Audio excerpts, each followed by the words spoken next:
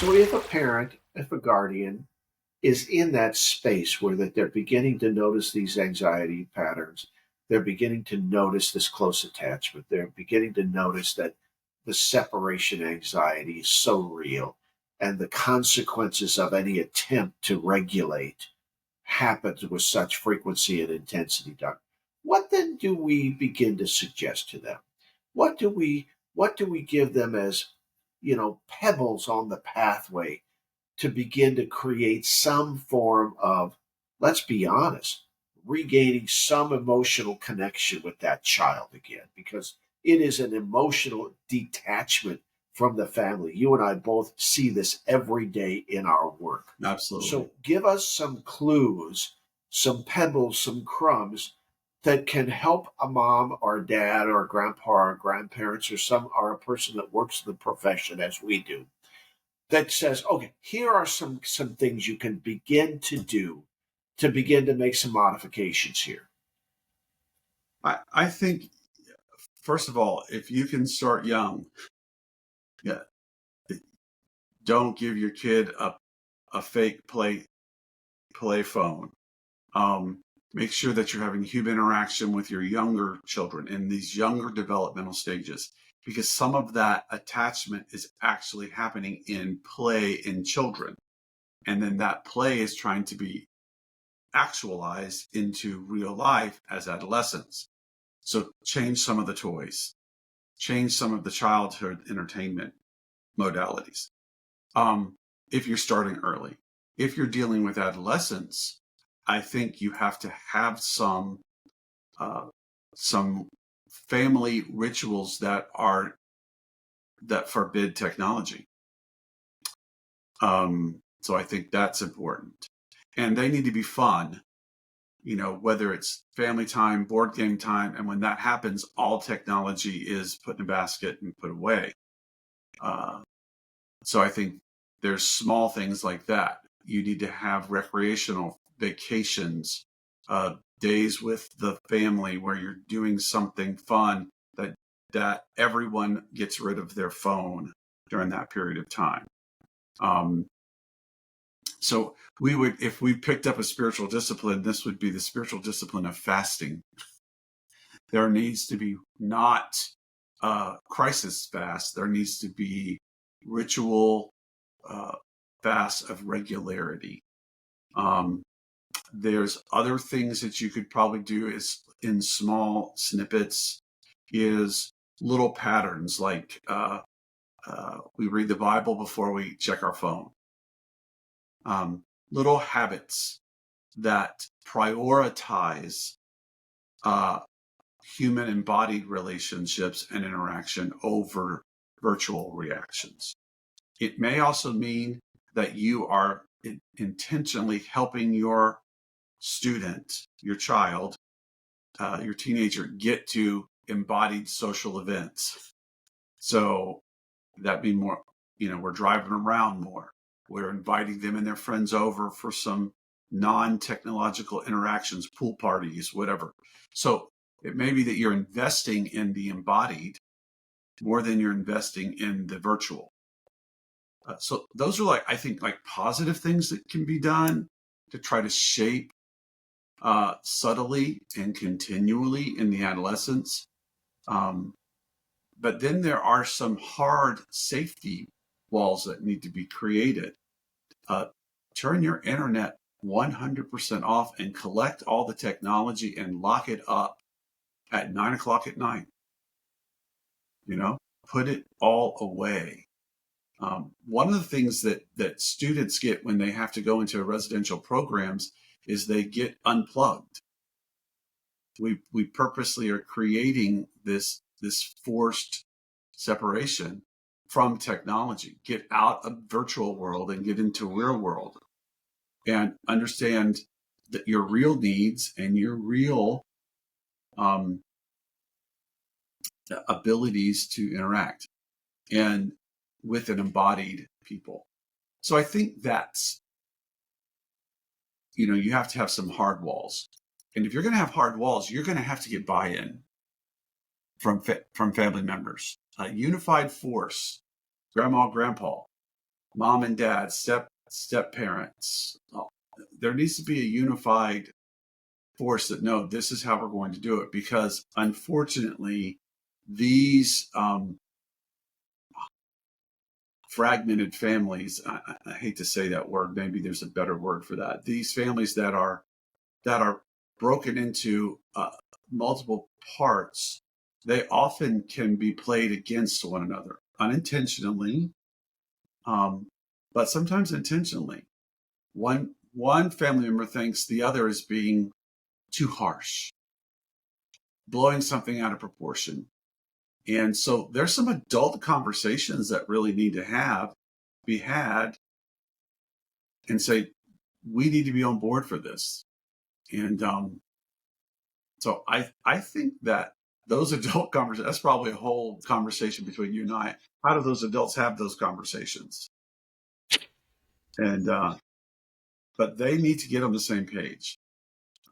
How many times are we dealing with parents that have placed their students in services of some type, outpatient or inpatient services, and they are also getting resistance from extended family? 100%. Doc, how did we get to today? This conversation. We got here because you said this great question. Is it necessary to have been a parent to provide parenting skills to others? What a great question. From there, we began to talk about two old men that potentially want to have something to say to this culture. And in our case, the culture keeps asking you and I the questions, doesn't it? Yes. In our Mm-hmm. case, now we can't speak for it. At least I can't speak for anybody else. In the old days, I was, I'd have these no. I only speak for me. But in our case, and I can, at this time, I do, forgive me, but speak for you. But you are not only my supervisor in many cases, but you are my colleague, sir. And you and I continually are asked that question: how Yes, we are. can you help? And from there, we began to develop this idea of what is it that this culture has done and is doing. And we talked about the fact that for us, uh, technology, the people of our age group, and even those younger than us, see or view technology mostly as tool, as functional mechanism that help us improve our skill sets. But then we talked about the fact that this culture that is emerging sees technology as companion and as family, and has created this enormous level of attachment. And that attachment has and continues to create all kinds of, let's use a word here, Doc, pathologies that are impacting our culture in ways that I don't know if it's an unintended consequence anymore, Doc. I don't know any longer if it's unintended or if in fact it is an intended consequence. And we can just splay out the array of things that you and I deal with every single day. And we've talked a little bit about violence, and I loved when you said we're not talking about maybe violence. We're talking about violent responses to people who are forced to withdraw from their technology. We talk about separation from family. We talk about anxiety. We talk about learning disability. We begin to talk about complete isolation. And the parents and guardians that come to us find themselves in this unwelcome space, Doc, of saying, what am I going to do? Right. That's where we pick this conversation up. Is that a fair summation of what we've talked about thus far? I would also add, you referenced the article you read about AI and the suggestion by the author that they're forming almost a god. And I think that helps us understand technology and where it's kind of drifting in the adolescent and young adult world. Is this idea is it it has its own ability to think. AI will have a perception that it is sentient, and so that only takes this relational component deeper. And because I think if we look at just social media right now, we would say, well, it has an appearance of relationship. But I think AI is going to take it even a little bit further, where people are going to choose just to relate to AI because it will be simpler. Well, I just even saw this piece about how, and I don't know if we want to go here or not, but if we do, we shall. AI is shaping the way kids draw. I saw this whole piece, Doc, about how are these tools now, again, for me and you, a tool, but a kid is immersed in this at 8 or 10 years old, and they're growing up not with the ability to doodle, but rather the ability to speak into a device. This is what I'm thinking. And it creates this thing that perhaps was what they thought and perhaps not. Mm-hmm. And this is where it becomes beyond just a person's personal capacity, Doc, and becomes a part of this larger conversation. I do also want to say that in the work that you and I do, I always come back as that tethering spot for me, because you and I are practitioners. I want to keep hammering that nail. We do this work. We find that the students that are involved deeply in these communities, and here I'm thinking of the gaming communities, Doc, to sever those ties, even though they are virtual, is oftentimes enormously shattering to that kid. And I think that I didn't realize that, Doc, 5, 10 years ago. But now when a kid or a parent starts to talk to me about the level of connection this child has with this virtual community, it really is something that has to be discussed. And I think, you and I have talked about research projects. I don't know in my mind, Doc, that I've ever seen anybody research this, but I must say that it is one of the things that this culture and this emerging culture has to begin to talk about. And how do you receive that, sir? And what do you think about that topic? So as you're talking about that, here's what comes to my mind, and I'm really thinking out loud now. But anthropology maps out the age of kind of human development based on the tools they had. So I think it's fair to say that the tools that a human being develops radically shapes not just how they live their life, but then how they think about the world and how they think about each other, how they organize themselves. So how social relationships emerge and are sustained. So if we just see technology as a tool, and it's, it may be as impactful as fire or some other basic tool in the history of humanity, we see tools make a difference and they change us. So it forces a people, it seems, to answer questions about how to use them safely, how to not lose the essence of humanity in the midst of the tools. So how to moderate them, how do you still have creativity, and like you're just saying there, the fact that could we really lose parts of the human experience with that, with the instead of doodling, speaking. I think all that happens. All right, so we have to be honest about that. How come we didn't just fall apart when other types of tools and technology emerged in culture? So that was the thought while you were talking. Well, gosh, how'd we do this before? And then I realized, well, wait a minute. Human history is full of humanity falling apart, societies falling apart, civilizations falling apart. We fall apart is what we do. Once sometimes very just, sometimes highly technological, sometimes well-advanced and civilized and ordered cultures collapse.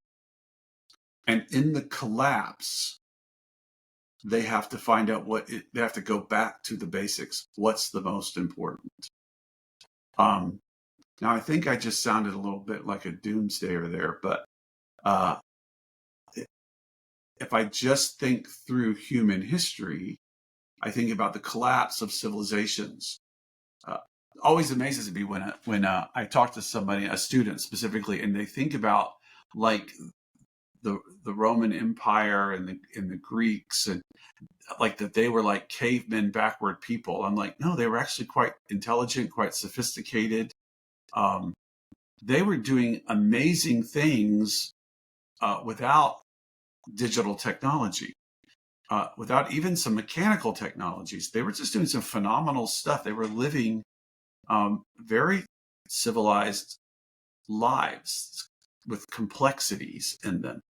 And the students think they're like cavemen. I'm like, they're not cavemen. They were intelligent, but they fell apart. And they collapsed, and they aren't here, and they had to go back to the basics of love, the basics of commitment and loyalty. Maybe it's the basics of character. Their tools caused them to leave the essence of what it meant to be human, to have character. They lost touch with God. They lost touch with so many things, and they ended up falling apart. That's an oversimplified summary. But crisis makes us ask the bigger question. And that is what we experience when parents come and say, hey, they are in crisis. And so they are now asking new questions. And what really matters? And they'll say this, I've lost my child. When I think about where my son was, I would have used that same language, that when he got better, I got him back. So lost and found or returned. So they're slipping away from us, and not just because they're growing up. They're slipping into darkness and self-destruction and despair, and they're not becoming independent. They think they are. They think they're becoming independent, but they're slipping into darkness. And that is not independence. It is far from it. Far, far from it. And I think it's important for us to remember and to speak, Doc, into that, because that is the condition that many families, not all families, come to us in. And when you were talking about lostness, I think about I'm a aging tennis player, Doc. Okay, I used to be good. Now I just love to still play, but I love athletes, and Well, I love to. I heard you recently took some other younger men to task on the court. So Once in a while, the old guy can still find an acorn, but I love athletes, Doc. I love to look at their eyes in the middle of the battle.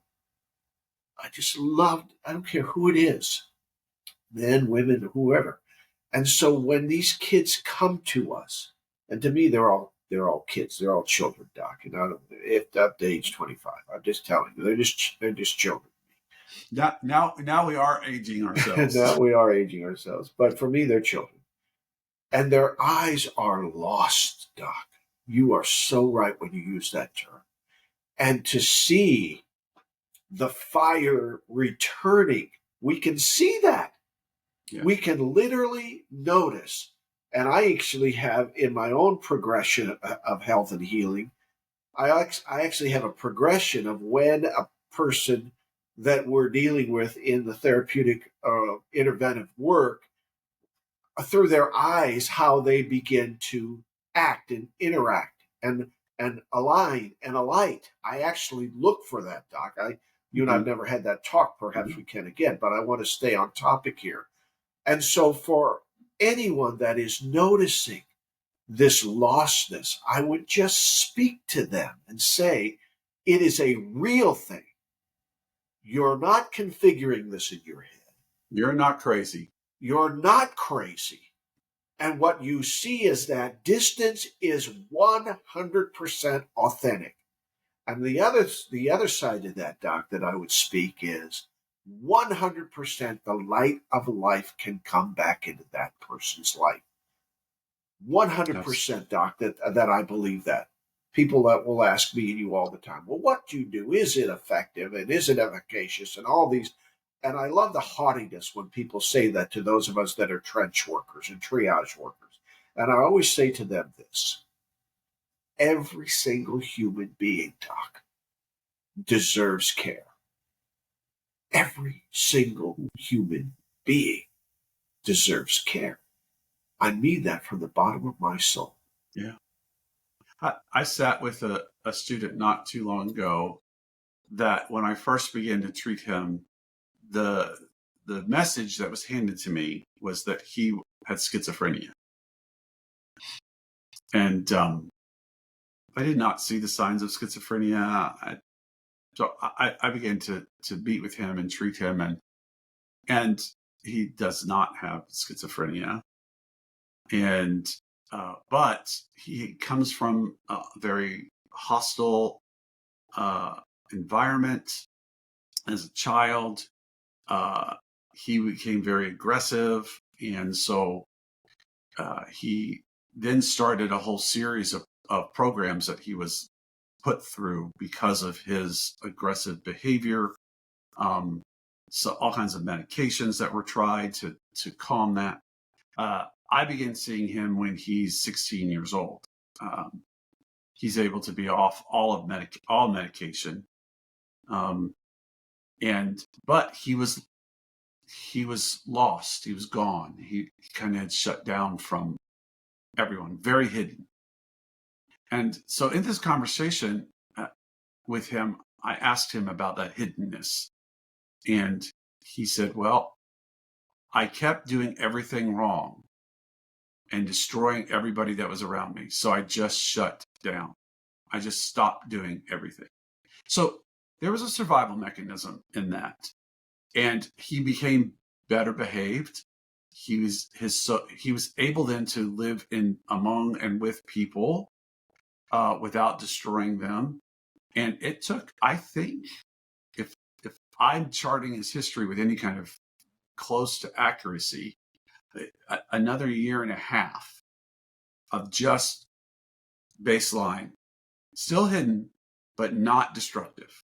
A year and a half. So I'm now, I get to this kind of, we're topping a hill when we're talking about his self-esteem and coming out of that hidden place. Is he ready to come out of that hidden place? And he's concerned that he's going to become that aggressive person again. So we're taking these little steps as he's moving out of that and letting people know what he thinks and feels, letting his peers know what he thinks and feels. And so 2 months after that, I'm sitting there and that light is in his eyes. He rests. He doesn't have that.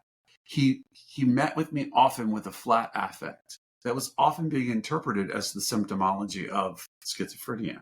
That flat affect has been melting away. And his ability to not just feel, but to express what he feels in a civil and safe and honoring manner for both him and for those that he is with, me being one of them in the counseling session, but also in the peer group. He's able then to have this to be a positive person of light in social relationships. It's delightful. It is so incredibly wonderful that, yes, they can get better. People can heal. Regardless of the tragedy that they've gone through, they are not hopeless. But what I would say is that was not a 30-day program. That was not a once a month, hour-long counseling session and some medication.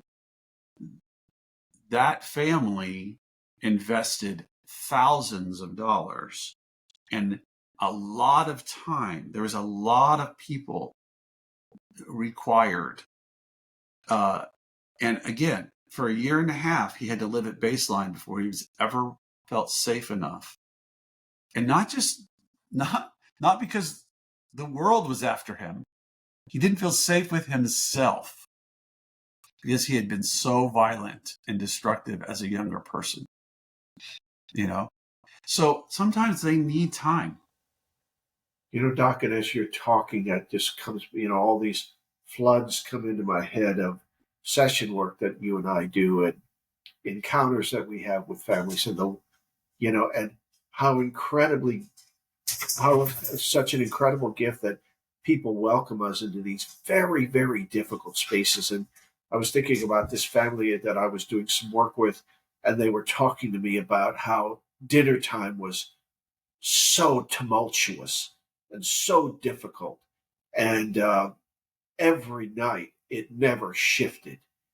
And how over time this family began to recapture the moment of breaking bread.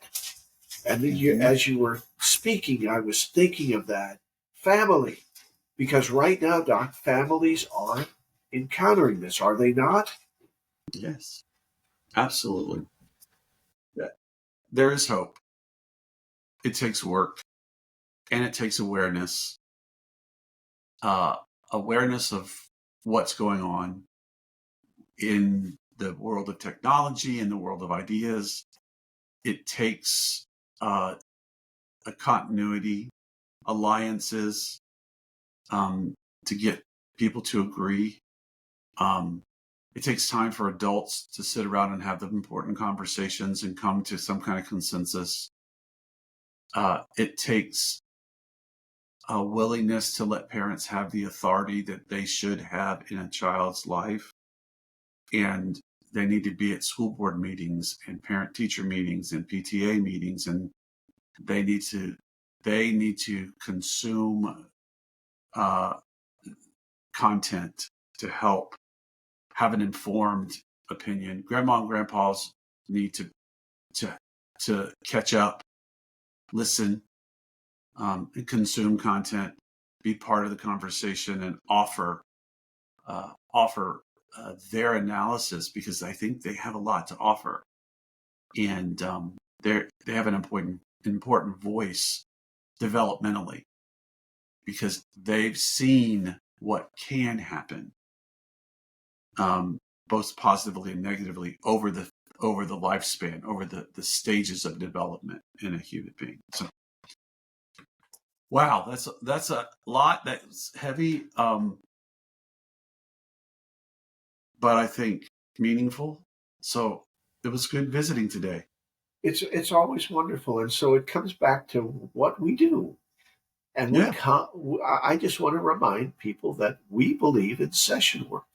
And you and I have talked about session work, and you've said that I've brought that word into the culture of where we serve. And I Yes. believe it. And what is a session? It's 45 minutes to 2.5 hours, concentrated time.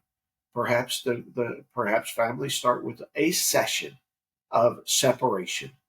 I loved your Mhm. idea of in the evening disabling the wireless devices so the kid can't stay awake at night. I love that idea. I love the idea of reconstituting um, family supper time. I love that idea, Doc. I love the idea that there are informed sources that can bring insight that can have meaningful impact upon your family. I believe that, Doc. I Yeah. believe you and I are a part of that meaningful dialogue and conversation, and studied and learnedly so, if there is such a word, to use an adverb for that verb. Um, and so I believe that, Doc. And the other thing I just wish to kind of reinforce as we come to a close of this session is families always have options. There are always alternatives. You're never at a place of complete and utter despair. I mean that, Doc.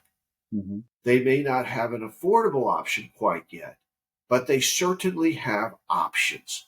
And I recommend strongly and suggest that, should a family find itself in these kind of percolating coffee pots, that they begin to step back, step aside, and allow themselves to be informed again, because there are resources that are available. How do you see and view that, sir? Absolutely. There are resources. There are people that care. Um, and it's worth the effort to search them out.